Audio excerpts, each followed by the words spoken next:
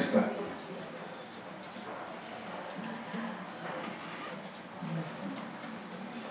Eu quero chamar para debater o filme hoje duas psicólogas, a primeira vez que vem debater, a Maria Suzana Menin, que é professora da Unesp, aposentada e pesquisadora na área da educação,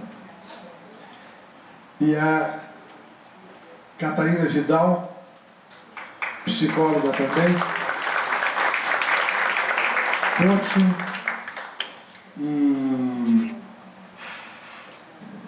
diretora do Instituto Pensamento.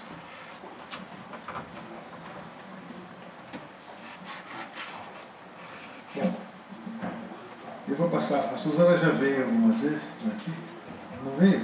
Não. Então, nós vamos passar para você a palavra, 10 minutos para você falar. Depois a Catarina fala. Ok? Então, ajude, pode. Boa noite. Obrigada. Tá? Eu queria primeiro agradecer ao Wiener por esse convite, né, de estar aqui, de conhecer vocês e de assistir esse belíssimo e intrigante filme, né, sobre esse obscuro objeto do desejo.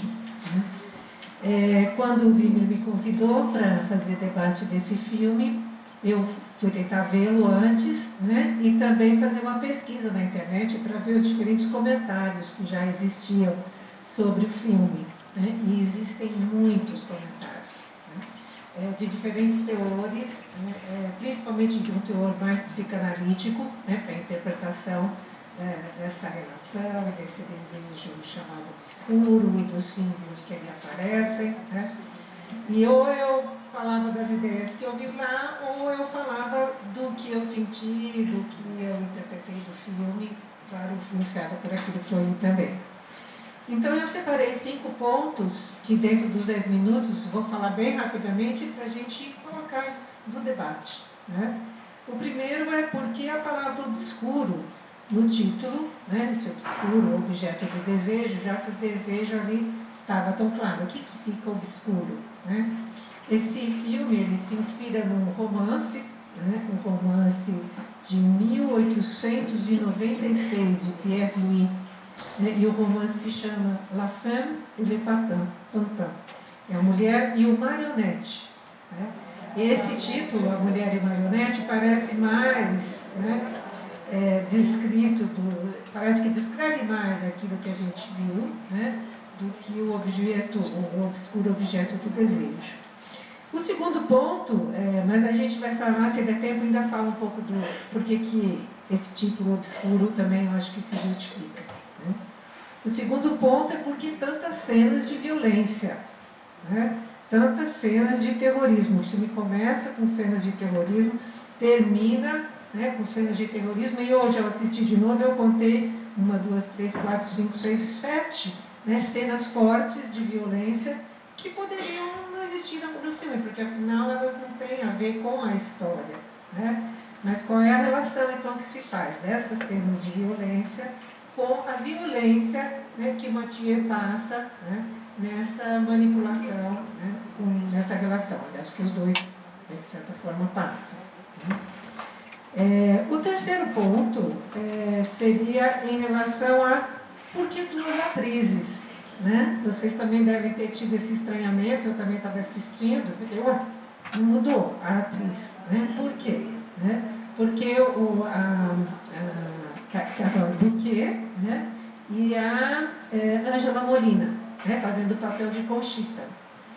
E dizem, né, na internet, eu achei que isso foi até meio por acaso que contrataram 2 artistas, porque na verdade a artista que foi primeiro convidada seria a Marie Schneider, que fez o último Tango em Paris.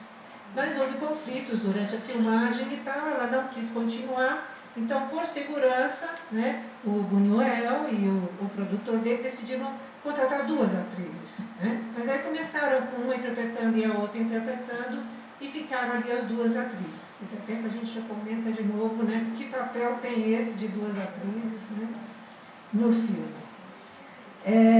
Um outro ponto é o surrealismo, né, do Buñuel, que são os símbolos que aparecem no filme, né, e que a gente há várias interpretações, né, essas interpretações são livres, né, diferentes pessoas podem fazer diferentes interpretações, mas como essa proposta surrealista de, através de imagem, através de símbolos, mostrar elementos que seriam inconscientes, né, elementos que seriam obscuros, né. Então, por exemplo, né, no trem todos se conhecem, né, o que é uma coincidência, né. O anão representa o psicológico, né. Então, justamente o psicológico que vai compreender as coisas é um anão, né. Será que é um anão frente ao tamanho do desejo?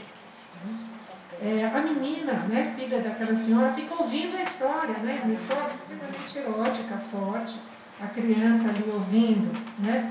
Ele joga um balde d'água nela, né, em vez de matá-la, ele até fala, né, vou jogar um balde d'água, né, como se jogando um balde d'água no desejo, que nunca se apaga ali também, né. O rato na ratoeira, né, então uma sala super fina, uma casa super chique, como é que vai ter um rato numa ratoeira, né, justo na hora em que ele está propondo a compra, né, da Conchita para a mãe. A mosca num copo d'água num restaurante super chique também, uma coisa praticamente impossível. E o garçom ainda fala, estou procurando essa mosca há uma semana. Né? Então talvez o lado sujo, né, que está sempre aparecendo ali, né, também nesse desejo, né, sempre presente. E eu não sei se vocês repararam um saco de estopa que muitas vezes aparece. Né?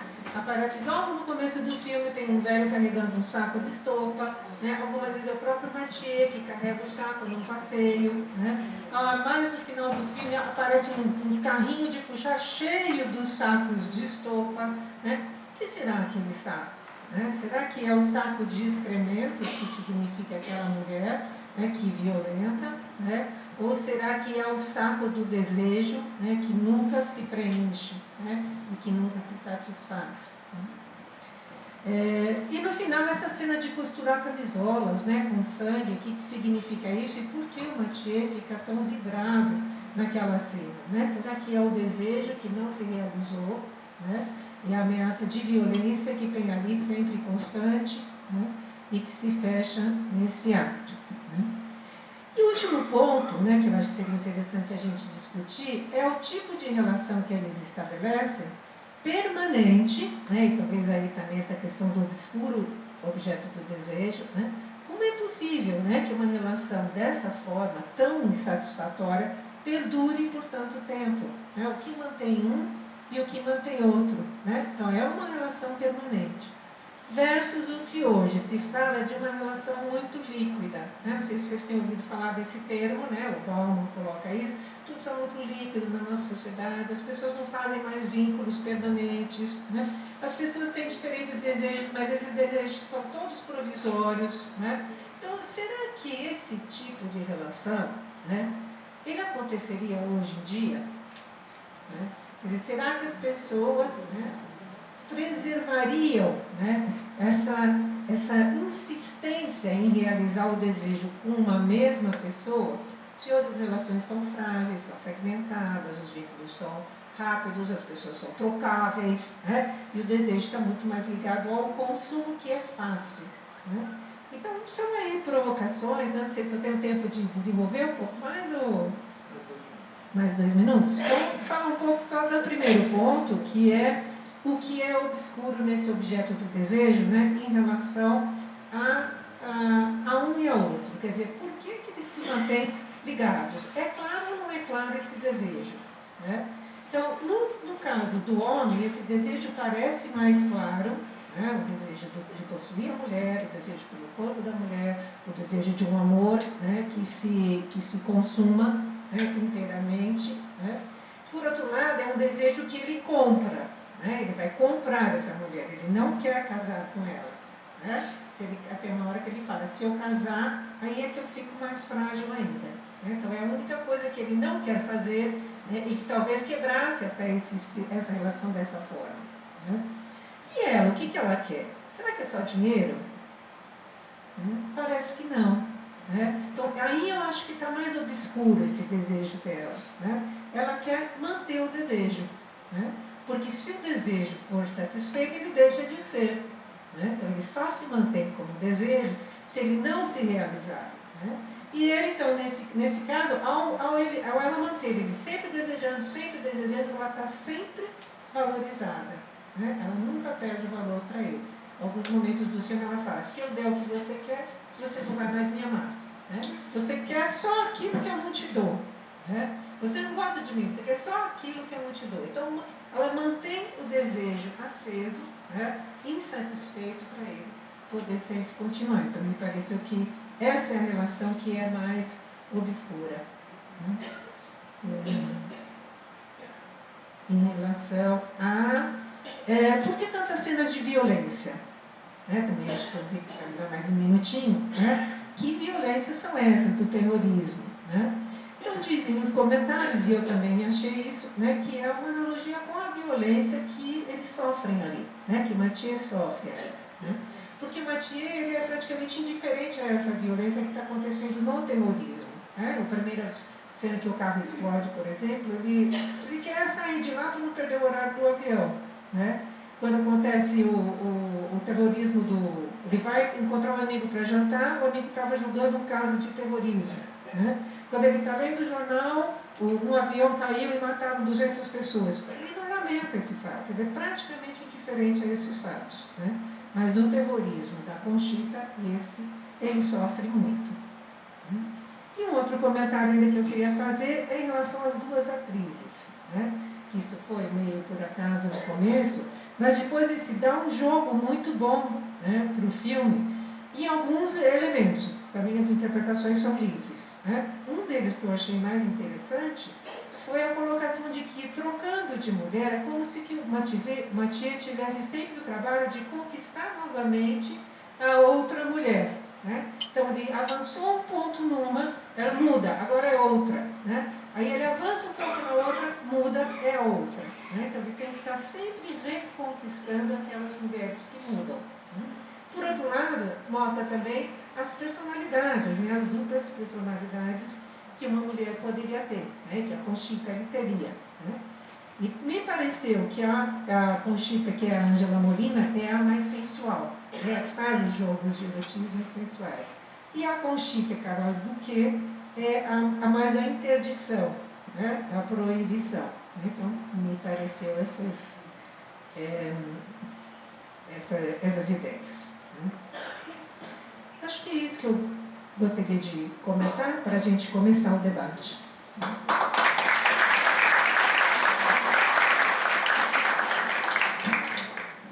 Catarina Vidal, pode ficar à vontade. Boa noite. Eu gostaria aqui de confessar a minha estreia nesse tipo de trabalho, de debate.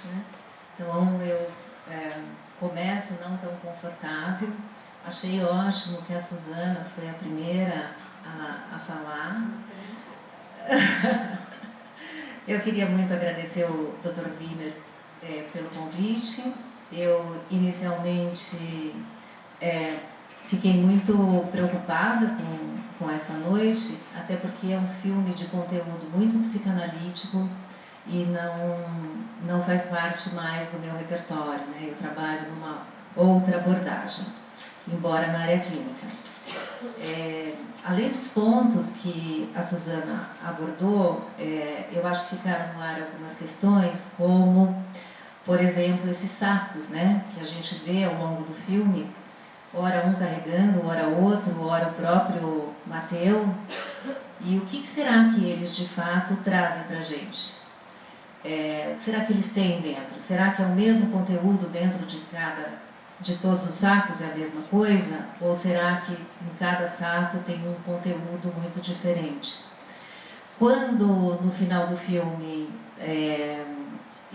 a moça tira de dentro do saco aquelas camisolas e aparece o sangue, eu fiquei com a impressão de deixar, porque dentro do surrealismo tudo pode, mas eu fiquei com a impressão de que ali pudesse ser a confirmação do sexo realizado. uma vez que ela é virgem, né? O rompimento do ímen talvez trouxesse este sangue para aquele momento. Mas também podem ser outras tantas coisas, né? A questão, eles brincam de gato e rato o tempo todo. Eu acho que a nossa Conchita, ela é uma maestrina, ela é uma professora em sedução e poder, né? A gente poderia pensar um pouquinho numa personalidade mais histérica, né? Quer dizer, eu seduzo, seduzo, seduzo, mas não entrego, né? Deixa eu ver que mais que...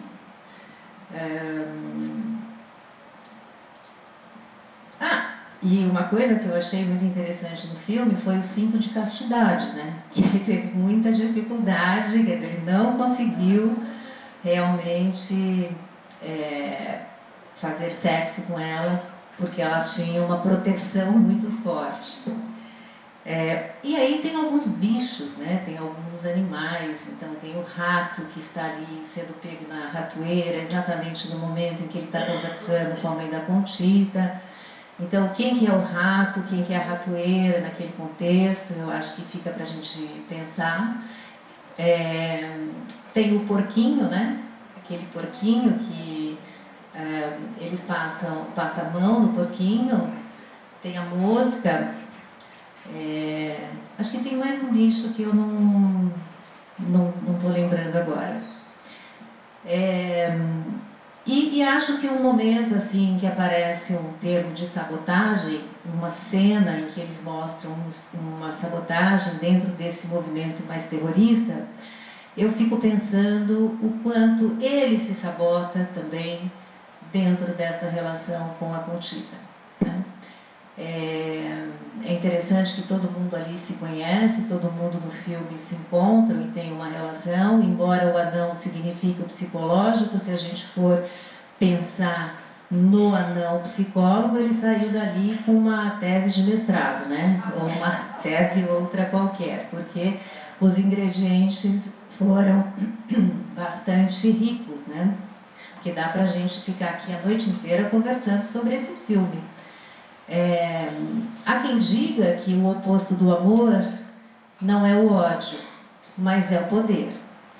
E eu fiquei com essa sensação de que não dá para ter amor aonde uma relação onde existe o tempo todo uma tentativa de controle do outro, de subjugação, de poder, de mando.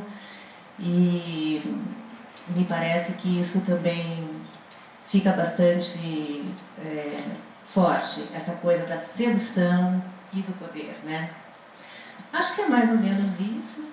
Teriam muitas coisas para a gente abordar, mas acho que agora a gente devolvo para você, Wimmer.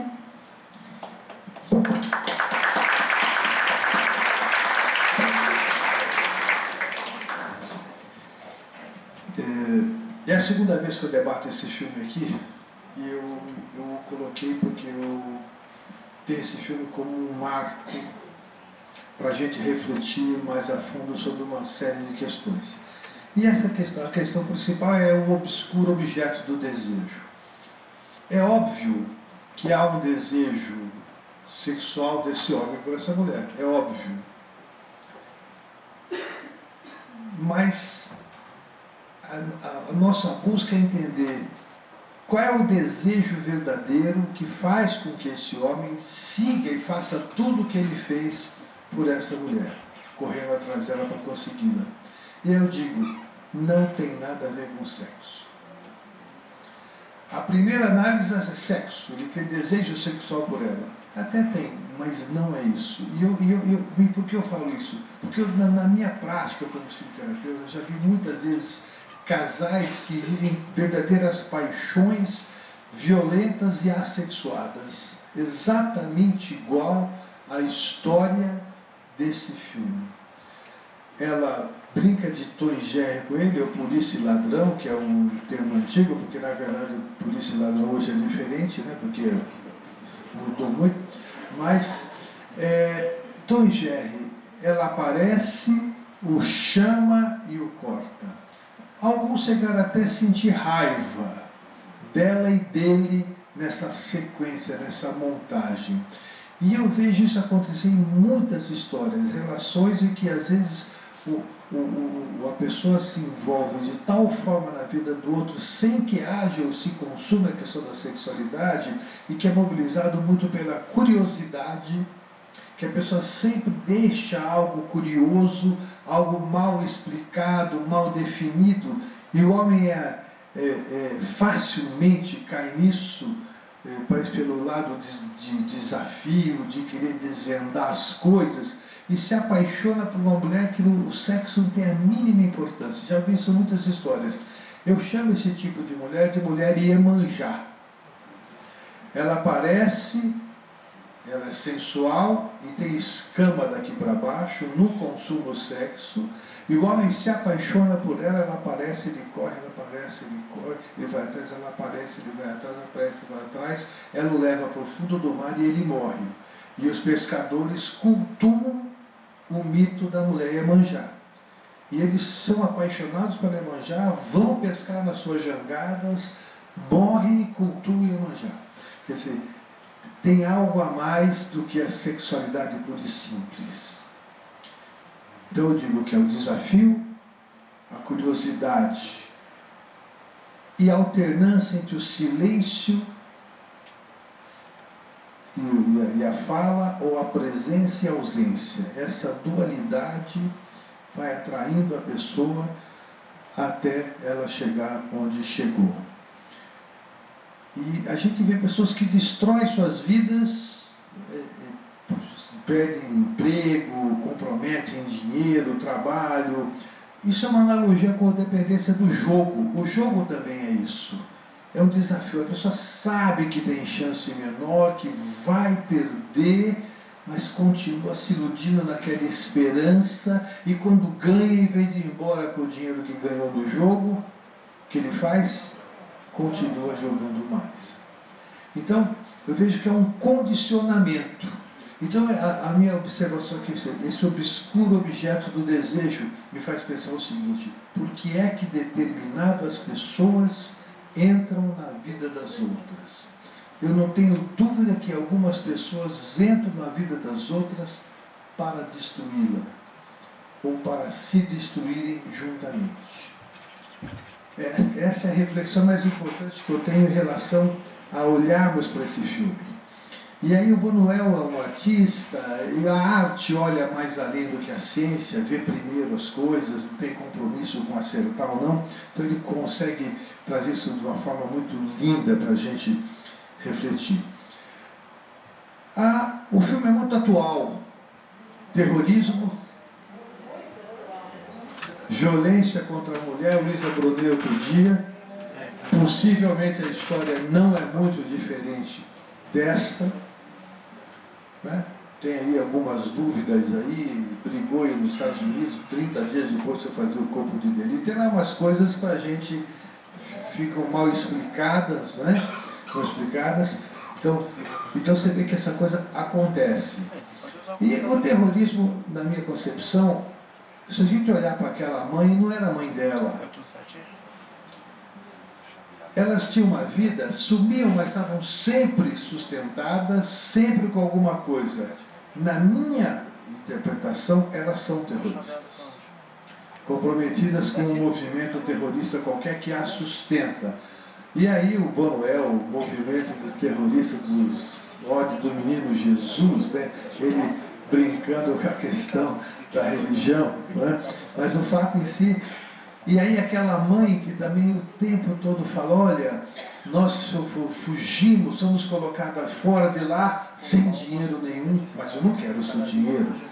Eu não sei o que lá no primeiro encontro, não, nós pagaremos o senhor, aquela falsa moral, aquela hipocrisia, né? E a sedução, quer dizer, fala uma coisa aqui e outra coisa por baixo.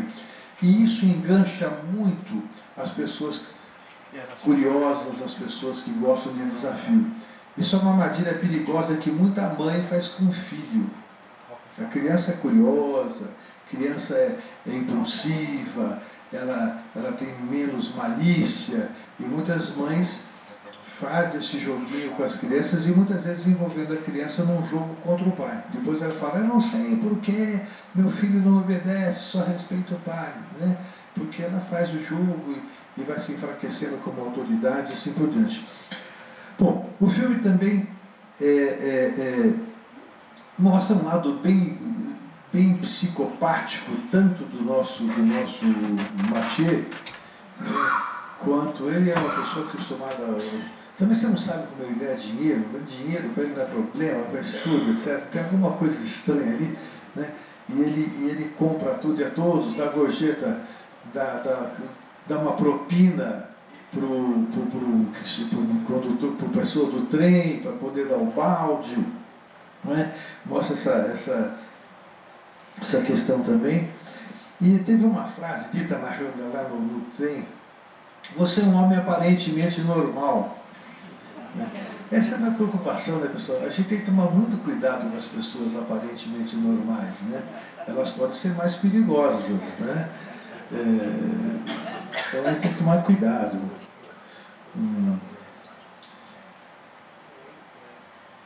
Bom, então a sedução, ela se caracteriza por isso, né? A sedução, a pessoa oferece uma sensação de porvir, ou seja, olha, eu te frustro agora, mas depois vai ser melhor. E a pessoa vai se iludindo com isso e vai entrando na sedução e vai lá atrás a Iemanjá. Outra coisa, quando tem um atentado, logo depois, um atentado o cara sobe com o violão no quarto da casa dele, etc. Eu entendi ali que ele era terrorista e que o violão é um lugar para esconder arma, né?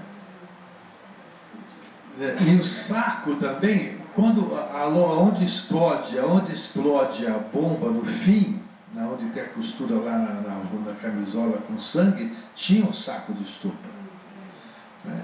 Então, na minha visão, assim, que ela podia ser terrorista, acho que ele ficou carregando bomba naquele saco um monte de tempo sem saber, né?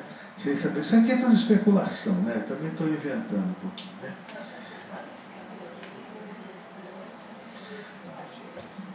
Bom, é isso por enquanto, pessoal. Depois a gente fala mais.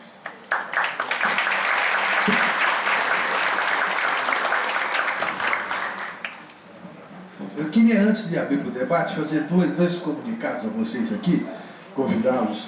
Nós estamos organizando aqui na PM, no mês de outubro, no dia 10 a 14 de outubro, um congresso brasileiro de medicina psicossomática. Então, os psicólogos, médicos, pedagogos, pessoas que lidam na área da saúde.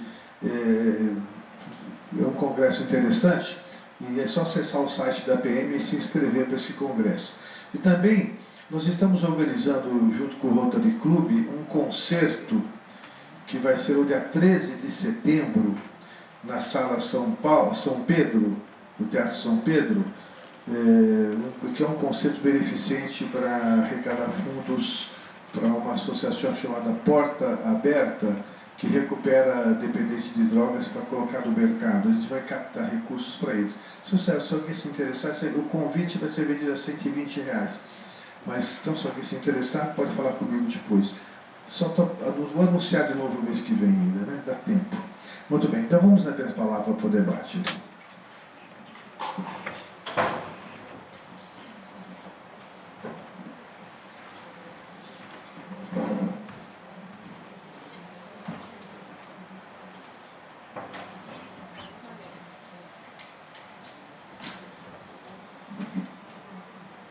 Eu acho que não era sexo mesmo, que ele poderia pagar por uma mulher muito bonita e fez isso, né?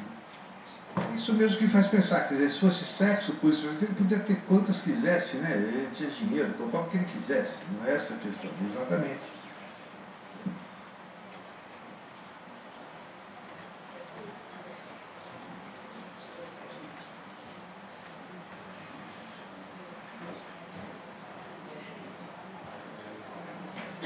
Boa noite. Eu vou fazer algumas colocações para esquentar um pouco aqui a plateia, para ver se abre mais opiniões. Eu gosto de ouvir as pessoas falarem. Em primeiro lugar,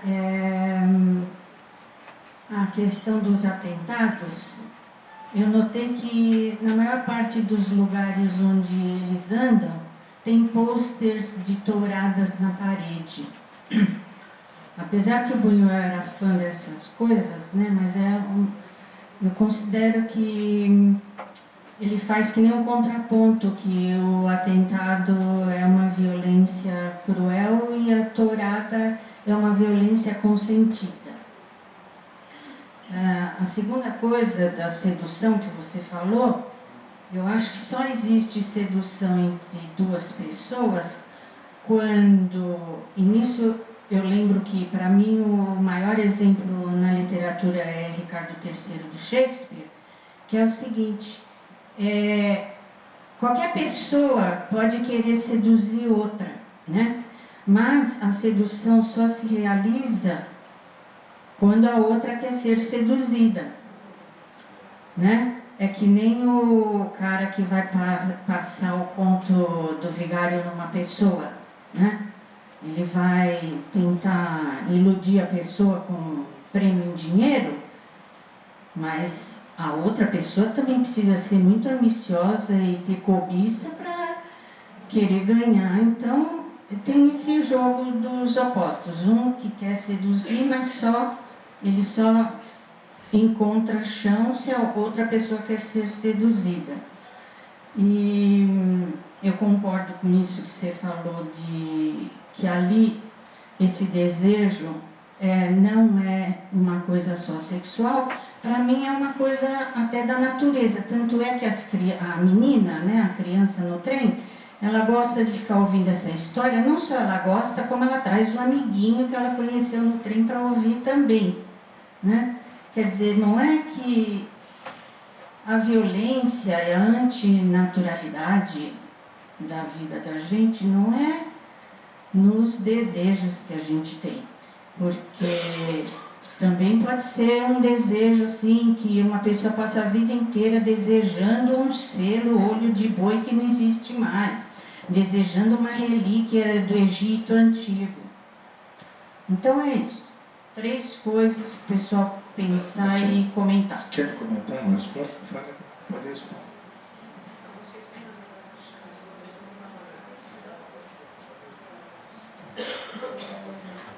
Eu queria só falar do ponto que você chamou a atenção, do jogo de sedução. Concordo com você que a pessoa ela só é sedutora porque ele, né, entra nesse jogo também. Um outro poderia já dispensar rapidamente, né? Ou ela poderia tirar dinheiro só e pronto, quer dizer, a relação poderia acabar. Então, o que intriga no filme, que é muito bem feito, é justamente que é um processo sem fim, né? É uma cumplicidade nesse jogo, né, de sedução, seduzido, e jamais o desejo se completa, né? Pode ser o desejo sexual, mas é um desejo de entrega, né, no sentido de você se dar mesmo ao outro, né? Ele quer possuí-la, pode não ser no sentido só sexual, eu acho que é também sexual, né? Mas é no sentido da entrega, né? Ela não se entrega nunca a ele, né? Ela mantém sempre o desejo suspenso e ela mantém sempre uma falta, e ele se encanta pela falta, né? Tá aí a patologia do casal, né?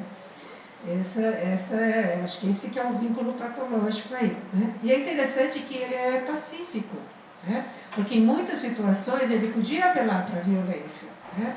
E ele apela para a violência só ali no final, né? Quando o filme começa com, a gente supõe uma cena de violência, só no final que a gente vê, né, essa cena de violência. E que a gente nem sabe se nessa cena houve ou não a consumação do ato, fica em suspenso, né? Quando eu assisti pela primeira vez, eu fiquei pensando, nossa, por essas situações que muitas vezes acontece um estupro, né? Porque outros homens partiriam logo para a violência, né? E consumariam, né, entre aspas, o ato, quer dizer, possuiriam a mulher através do estupro, né? E essa violência não acontece entre eles, acontece lá fora no terrorismo, né? Ao contrário do Wimmer, eu acho que ali esse terrorismo não é objetivado nos personagens. Eu acho que ele é o tempo inteiro uma analogia, né? E uma forma também de suportar a angústia que essa relação provoca, né? Porque é uma relação que dá angústia mesmo. Você falou, eu acho que bem, as pessoas ficam com raiva, né, no filme. Você não aguenta mais ver aquele jogo dos dois, né?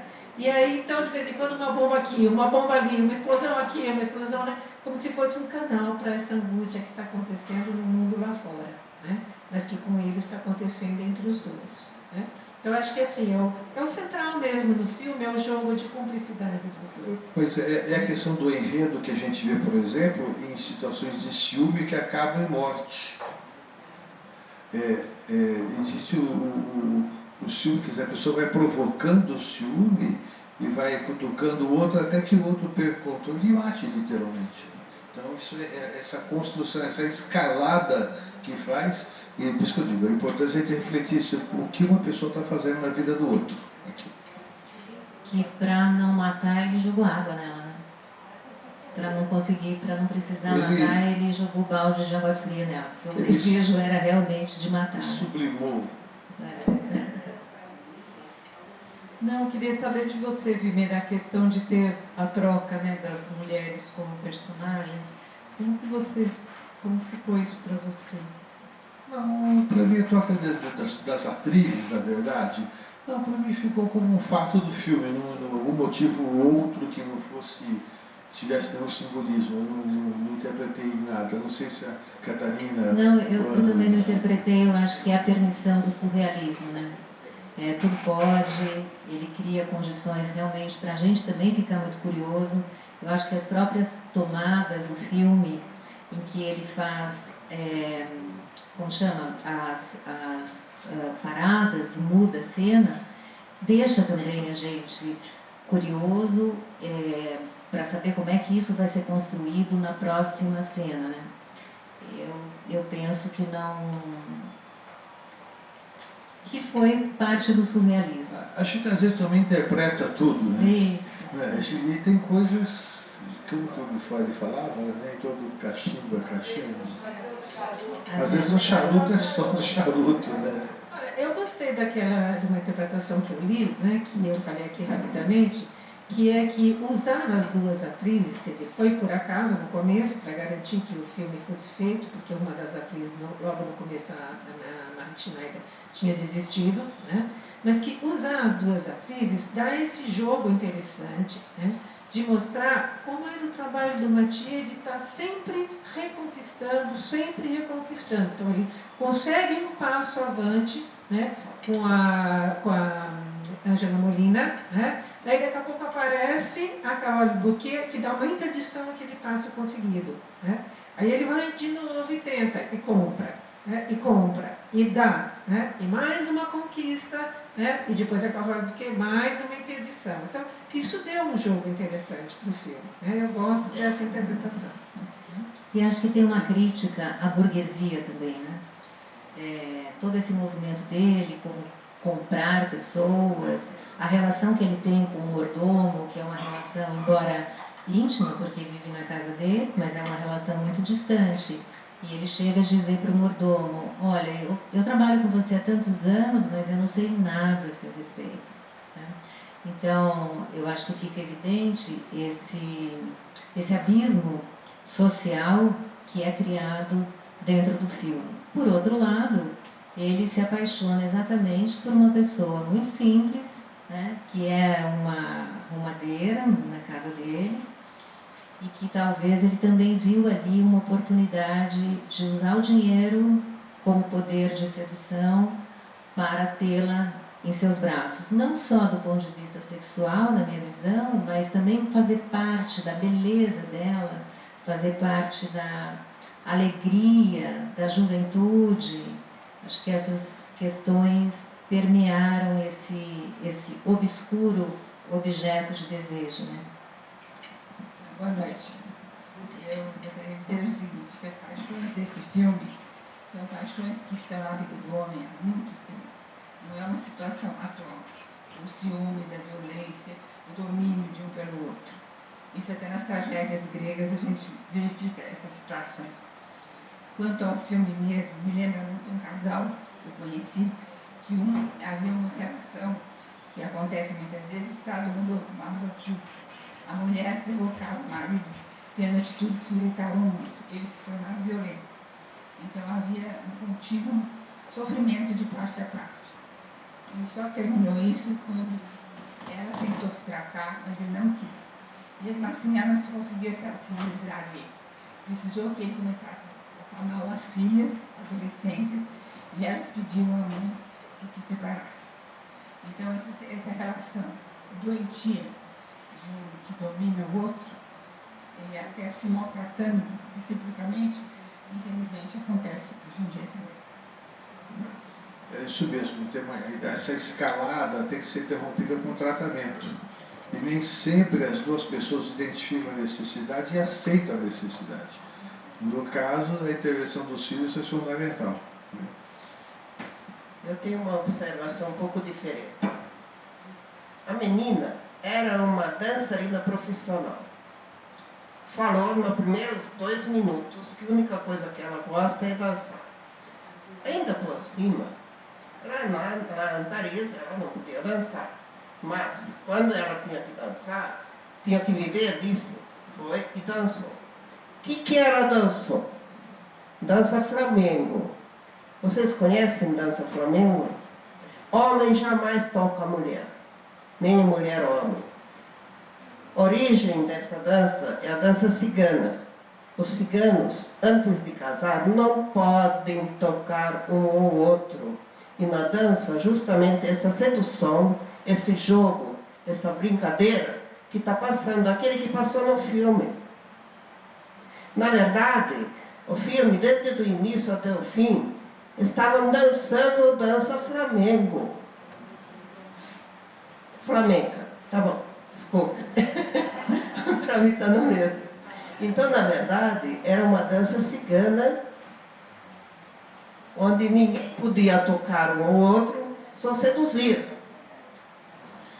E aí, uma coisa que eu queria ter dito, que eu não disse, que quando ela diz que é virgem, que ela é moça, né?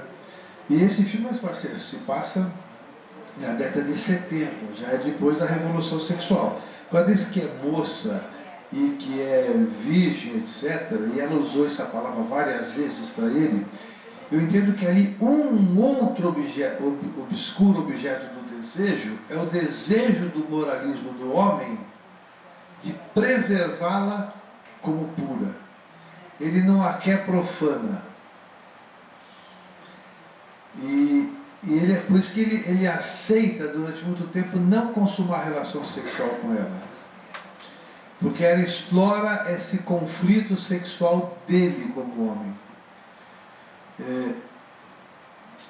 Ela explora o conflito sexual dele. Ele tem um conflito. No fundo, ele tem dificuldade em aceitar a sexualidade como uma profanação. Então, e ela explora isso. Essa é uma visão importante. Eu acho que isso me faz lembrar que ele é viúvo há 7 anos e ele não, durante esse tempo, ele não teve nenhum outro relacionamento. Então acho que eu penso por aí também. E essa é a mulher Iemanjá típica, que eu falo, né? Quer dizer, ela insinua, mas aqui para baixo ela não abre. Mas a Iemanjá é sereia, exatamente, é a sereia.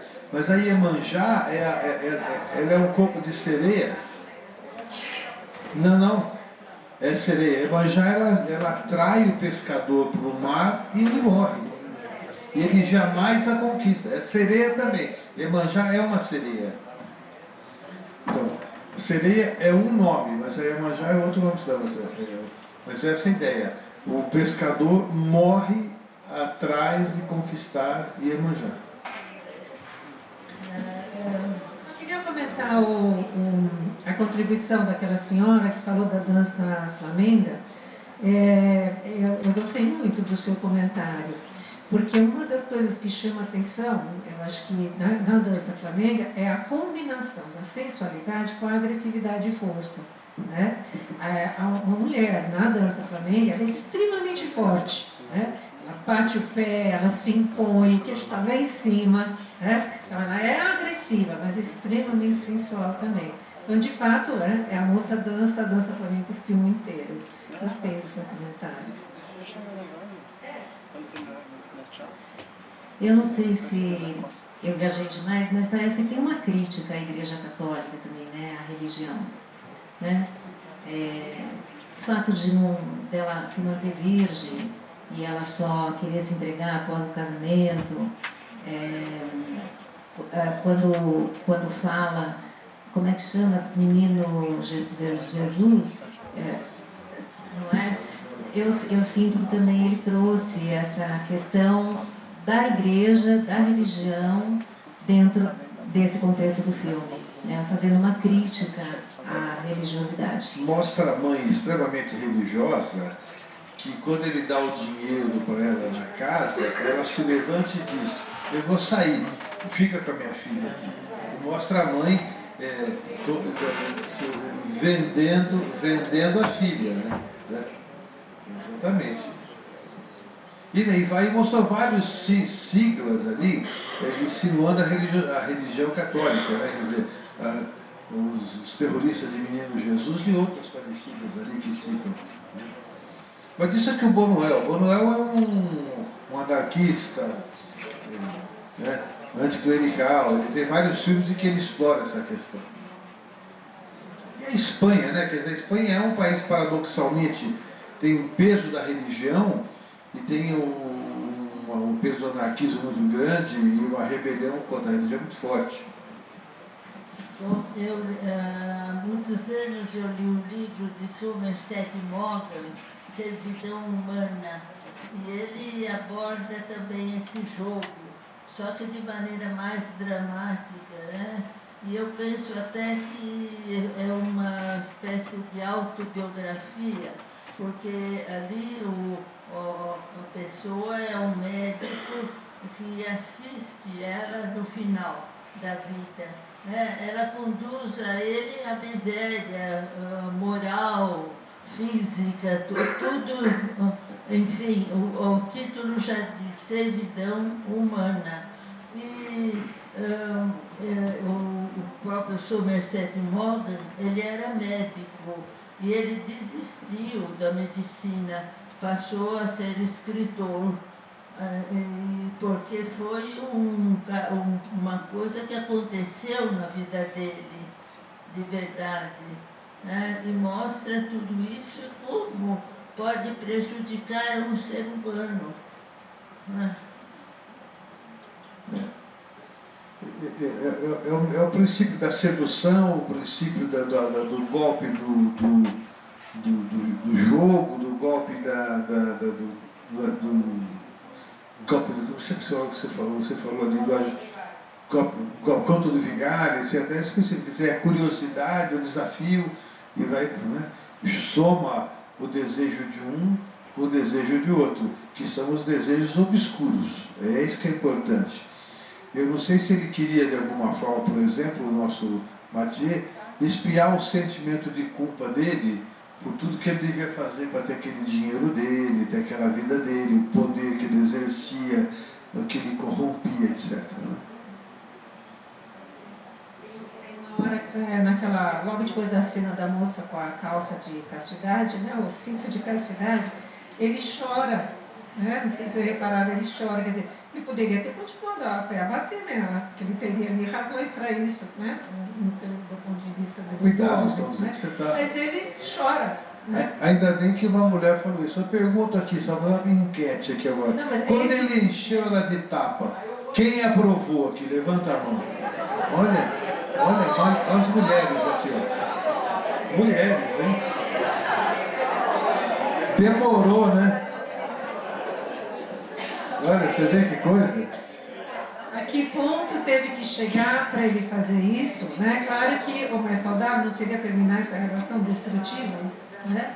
Do que esperar que isso chegasse nesse ponto, né? Quando chega, acaba sendo uma catarse psicanalística.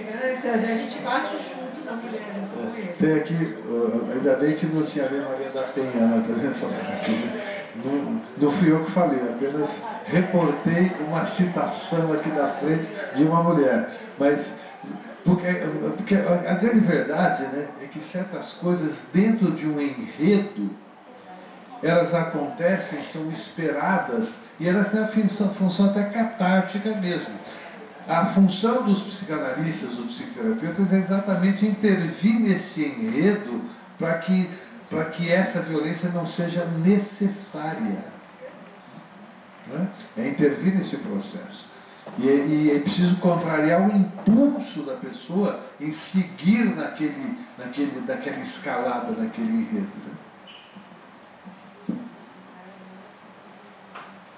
Né? Na hora que aparece o rato na ratoeira, a princípio eu olhei assim e falei, nossa, o que tem esse rato aí? Mas depois eu estava pensando bem, foi justamente na hora que ele fecha o negócio com a mãe. Então, na verdade, ele estava caindo na ratoeira. E essa associação que eu fiz. Armadilha. Armadilha. Ele estava caindo. Ele era o rato que estava entrando ali, né? Assim que eu percebi. Eu acho que ele se pensa ratoeira, mas ele é o rato. Ele é o rato.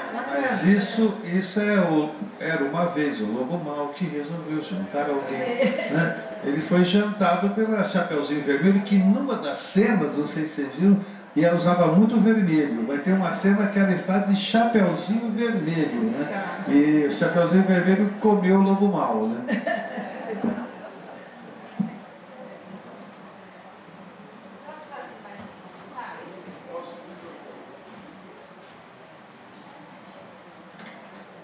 É que aquela hora do choro, eu esqueci de falar, para mim pode ter sido o orgasmo consentido. A segunda coisa é que ele fala uma hora para ela, você sabe que existe um modo de uma mulher, outros modos de uma mulher satisfazer um homem e não perder a virgindade? Isso estava no diálogo do filme. E a terceira coisa é que no final a casa que ele escolhe para doar para ela é uma casa grande, parece até como chama esses lugares que as freiras moram? Um convento, só que está escrito na parede no lado de fora, Las Cadenas. Quer dizer que ele deu para ela uma mansão que é uma cadeia. E que era para preservar a virgindade dela. E ele fez o cinto da castidade ali que você falou, aquela chave, né? Eu gostaria de entender uma passagem. Primeiro, a moça morava num apartamentinho alugado. Ela sai daquele apartamento, né? Depois ela volta para o mesmo apartamento. Então, foi uma maneira de obrigá-la a retornar àquele lugar. Acho que tem algum jogo nesse sentido. E segundo, assim, eles não tiveram filho, né? E ela também não era tão jovenzinha pela fotografia. Então acho que ele se apaixonou demais por uma mulher, a perdeu, e ele nunca quis substituí-la com outra mulher. Sabe? Acho que ele não quis macular aquele primeiro amor que ele teve com aquela primeira mulher. E ele diz assim, eu não quero me casar porque depois eu perco. Não sei. Talvez ela tenha morrido pura também, né?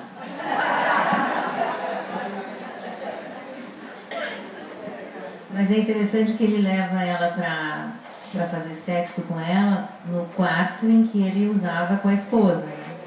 Então, tem a fotografia. Então, eu achei que foi uma baita sabotagem também que ele fez com ele mesmo nesse momento, né? É o obscuro objeto do desejo. Ele, no fundo, não queria sexo com ela. Não. Olha, eu já ouvi na minha vida profissional, muitas vezes, o seguinte, a mulher fala assim, ele insistia comigo para ter relação anal. Insistia, insistia, insistia.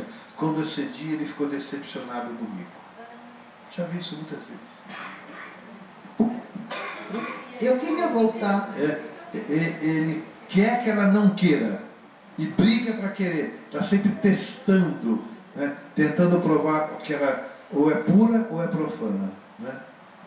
Eu queria voltar para a questão dos atentados, que da mesma forma que a gente diz, olha, eles não prestaram atenção, o atentado estava ali, ele não dava não demonstrava nenhum interesse, o espectador, por sua vez, também deixa o coletivo pela história emocional das duas pessoas, o envolvimento, e esquece a questão dos atentados. Tanto aqui no nosso debate, nós praticamente não falamos dos atentados, porque a gente se atém mais às questões pessoais, né? Então, acho importante perceber isso, e em que medida aquela última cena não mostra que eles acabaram morrendo no atentado. Não sei, pode ser que eles tenham morrido no atentado final, né? E para eles não tinha, só estava próximo e eles não estavam vendo. Quer dizer, será que a gente está vendo as questões dos atentados, as questões políticas, ou continuamos sempre olhando para o nosso umbigo dizendo, eu não tenho nada a ver com isso, não me interessa? Eu, pessoalmente, acho que ela fazia parte do grupo terrorista. E a mãe também. Eu tive essa sensação. E aquele menino que acompanhava também. E o incidente deles lá na Suíça, porque assim, quantos atentados aconteceram próximo deles, na esquina da casa dele e assim por diante. Eu acredito que tinha alguma coisa a ver com eles. Não fica no simbólico assim, que essa violência tem a ver com a própria relação. Eu entendo que a história permeia os atentados, e hoje eu fiquei com uma pessoa diferente, mas a primeira vez que eu vi o filme eu tive a impressão que ele morreu no atentado e ela não, porque ela saiu antes, mas não dá para saber, isso foi a minha imaginação, a gente confunde o que é com o que a gente quer que seja, né? Eu vejo diferente, né? Eu acho que é uma analogia, né? A violência do desejo, né? E como você também pensa assim, a gente fica muito hipnotizado pela relação dos dois, né? O filme é sobre desejo, né? Sobre a força do desejo, sobre a violência do desejo, né? Sobre o desencontro nesse desejo, né? E a obscuridade dele, né? E quando eles continuam essa relação doentia, porque ao final do filme, eles continuam juntos apesar de tudo o que aconteceu, né? É como se fosse eu vejo aquela explosão como um símbolo da destruição, né? Quer dizer, continua aquela relação doentia, continua aquela destruição, aquilo não tem fim, né? Me parece. Mas a gente pode analisar também a questão do próprio atentado, do próprio terrorismo, dessas próprias questões. Qual o objeto do desejo de quem faz o terrorismo, de quem mata e solta a bomba? É justiça social? É liberdade? Ou é simplesmente fazer catarse da sua inveja recalcada, reprimida? Eu entendo que a maioria desses movimentos são causados pela repressão da inveja, porque a inveja é um sentimento insuportável para determinadas pessoas. Então, qual é o objetivo? Qual é a racionalidade implícita num atentado? É porque para protestar e mostrar que nós somos vítimas de alguma coisa, para melhorar a sociedade? Óbvio que não é. Então, essa violência, o atentado, essas coisas, visam, na verdade, tem um objeto obscuro do desejo. E muitas vezes você pega os jovens fazendo terrorismo, etc., eles são criados para isso, para cumprir desejos de antepassados, né? Então a reflexão sobre o obscuro objeto do desejo vai mais a fundo nessa questão mesmo, né? Essa é uma visão importante, né? Posso discordar um pouquinho? Eu acho que quando a gente vê aquela explosão, aqueles fogos levantando, aquilo me parece mais uma ejaculação. Então, quando ele era viúvo, ele se masturbava e teve a primeira explosão. E quando o Tita negava, ele tinha a ejaculação por conta própria. E a última explosão, eu acho que foi consensual. Os dois tiveram. É uma analogia interessante. Bem junguiana, psicanalítica. Interessante, né? É possível, né? Por isso que é bom debater filme. Tudo é possível, a gente vai vendo os muitos olhares, né? Acho que dá raiva também no filme, porque ele não se defende, né, dela, né? Isso dá uma raiva tremenda. A pessoa passiva que não se defende, ela gera raiva, mais raiva contra ela, né? Vítima passiva. Eu acho que desde o início ela já sabia o que ela foi fazer lá. Eu acho que ela era terrorista mesmo e ela já foi lá com o intuito de fazer alguma coisa para aquele homem. Então já devia conhecer como é que ele era, os hábitos, algumas coisas, e ela já foi com a ideia fixa. Por que ela aparecia toda hora onde ele estava, né? Quer dizer, como é que é essa questão? Não é? Isso que me fez pensar que ele era terrorista mesmo. Pessoal, mais alguém para comentar? Estamos chegando no tempo. Eu quero, chamando para fazer os sorteios dos brindes nossos aqui, quero agradecer, pedir uma salva de palmas para as nossas debatedoras,